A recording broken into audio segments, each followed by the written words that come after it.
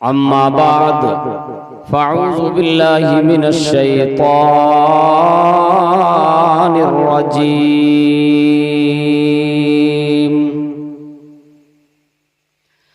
बिस्मिल्लाहिर रहमानिर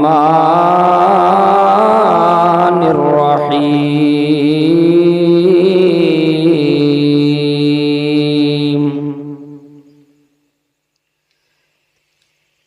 line शकरतुम लअज़ीदन्नकुम वलइन कफरतुम इन्न अज़ाबी लशदीद। सदक़ल्लाहु मौलानल अज़ीम व सदक़ रसूलुहुन नबियुल अमीनुल करीम व नहनु अला ज़ालिका लमिनश शाहिदीन वश्शाकिरीन वल्हम्दुलिल्लाहि रब्बिल आलमीन।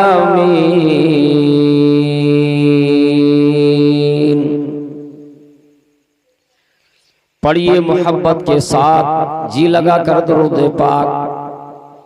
अल्लाहु रब्बु मुहम्मदिन सल्लल्लाहु अलैहि वसल्लम नहनु इबादु मुहम्मदिन सल्लल्लाहु अलैहि वसल्लम सलातन व सलामन अलैका या रसूल अल्लाह। मैं अकेला ही चला था जानिबे मंजिल मगर, मैं अकेला ही चला था जानिबे मंजिल मगर, लोग साथ आते गए और काफिला बनता गया। बेशक बेशक सुभान अल्लाह। हजरात, इस सुस्ती को आप चुस्ती में बदलिए। जैसा मैं बोल रहा हूं आप भी बोलते रहिए। कोई बात समझ में आए तब भी सुभान अल्लाह कहते रहिए, समझ में ना आए तब भी कहते रहिए। मोहब्बत के साथ पढ़ें जी लगाकर दुरूद पाक, बुलंद आवाज से पढ़े दुरूद पाक। अल्लाहु रब्बु मुहम्मदिन सल्लल्लाहु अलैहि वसल्लम नहनु इबादु मुहम्मदिन सल्लल्लाहु अलैहि वसल्लम सलातन व सलामन अलैका या रसूल अल्लाह।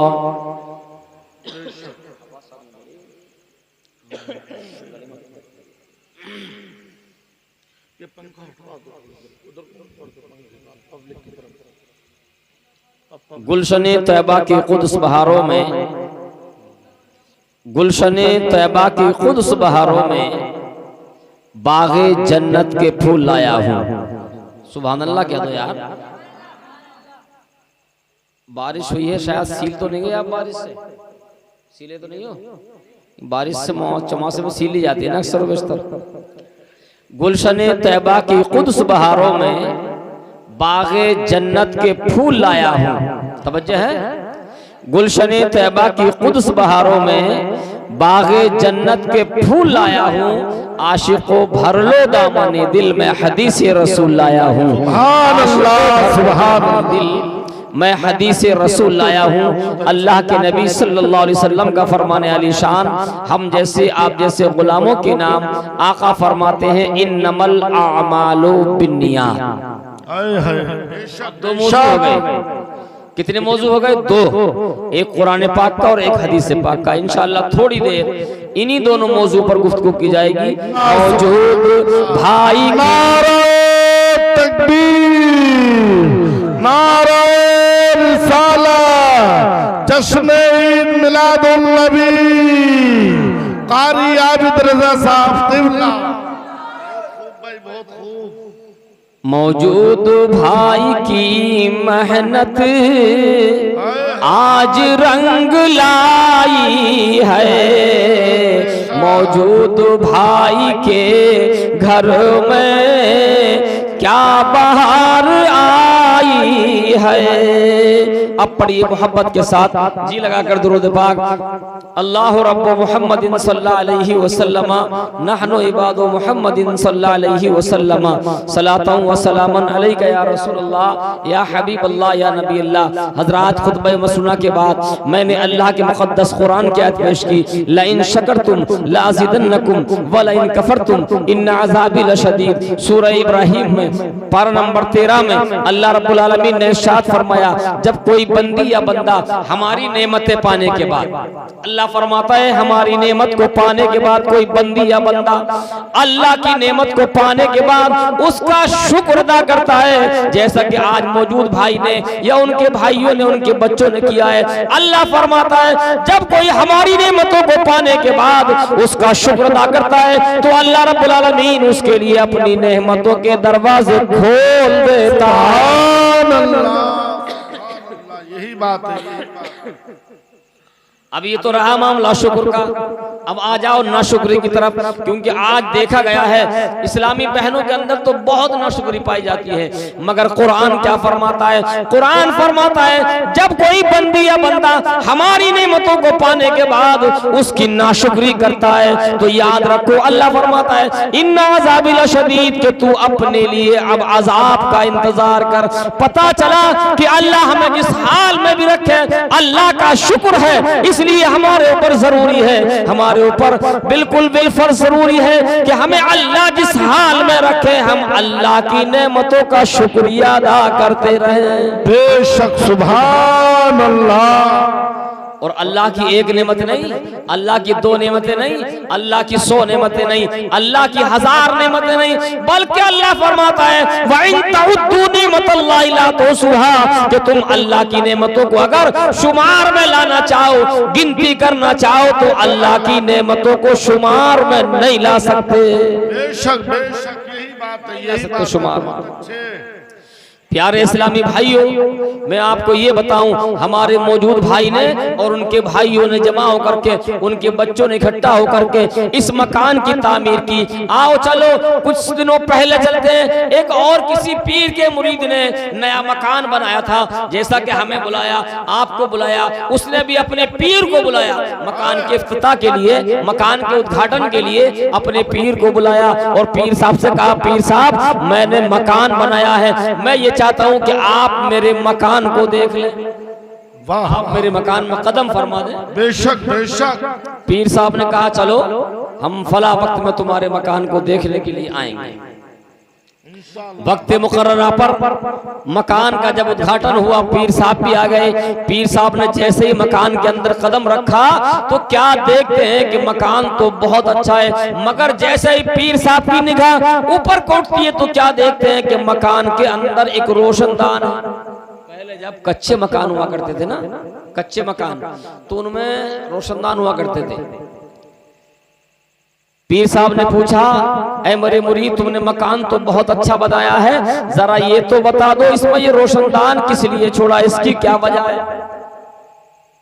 तो मुरीद ने जवाब दिया सरकार इस रोशनदान की वजह कोई और नहीं है, इसकी 2 वजहें हैं। पहली वजह तो ये है इस रोशनदान के जरिए मेरे मकान में उजाला रहता है, और दूसरी वजह यह है कि जब मैं अनाज सुखाता हूं तो मैं जल्दी से, जब बारिश आती है तो इस रोशनदान के जरिए जल्दी से नीचे को उतार देता हूं। बेशक बेशक। पीर साहब ने पूछा कोई और वजह? तो मुरीद ने जवाब दिया सरकार अब कोई वजह नहीं है।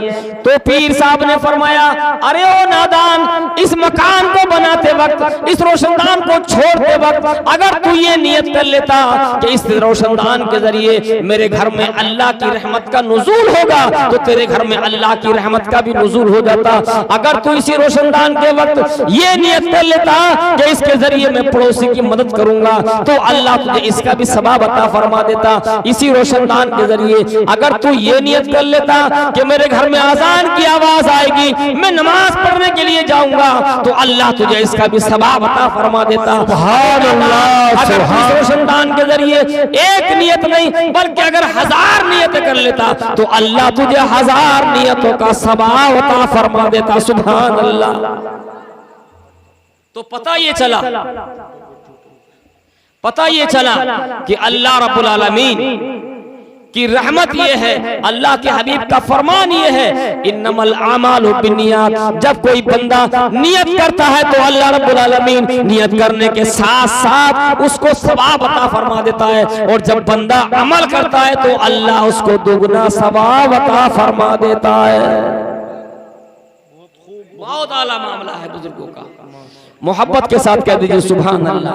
मैं 2-3 अशार आप तक पहुंचा दूं कि अल्लाह ने हमें और आपको इतना नवाज दिया। मैंने एक हदीस पाक आज पढ़ी, मेरी आंखों के सामने से हदीस पाक गुजरी। अल्लाह के हबीब सल्लल्लाहु अलैहि वसल्लम ने इरशाद फरमाया, अगर कोई अहले खाना, कोई घर वाला अपने घर सुबह इस हाल में करे कि उसके बच्चे भी हो और वो खुद भी हो और उसके लिए शाम का खाना मौजूद हो, उसके लिए एक दिन के गुजारे के लिए खाने का साजो सामान मौजूद हो, तो वो इस हाल में है जैसे कि अल्लाह रब्बुल आलमीन ने उसको सारी दुनिया की दौलत अता फरमा दी। सुभान अल्लाह, सुभान।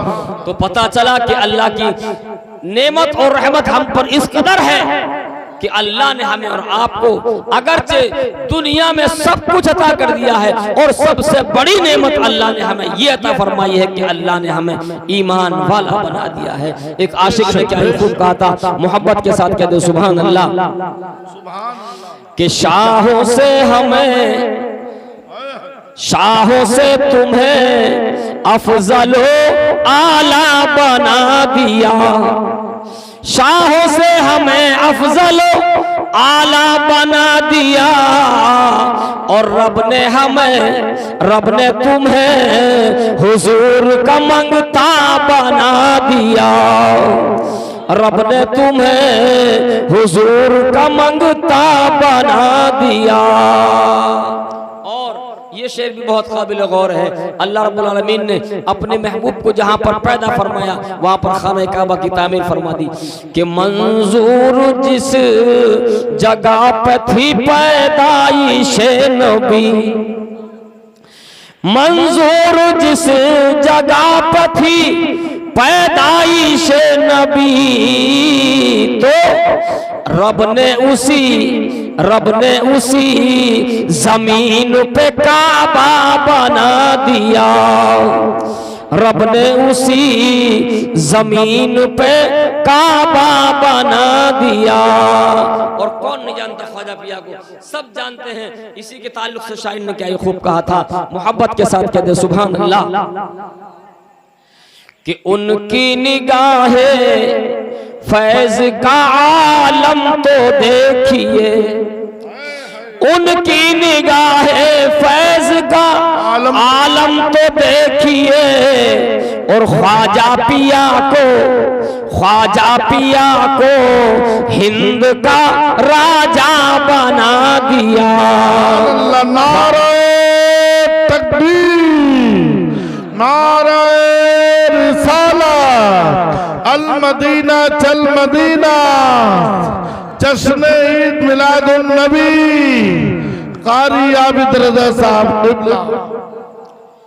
तो मैं ये अर्ज कर रहा था कि पीर साहब आए, और पीर साहब ने आने के बाद मुरीद से कहा, मेरे मुरीद तुमने मकान बहुत अच्छा बनाया है, मगर पीर साहब ये बता करके चले गए, अगर कोई बंदा एक काम करने के बाद उसके साथ 1000 नियत कर ले तो अल्लाह रब्बुल आलमीन एक का सवाब अता नहीं फरमाता, बल्कि 1000 नियतों का सवाब अता फरमाता है।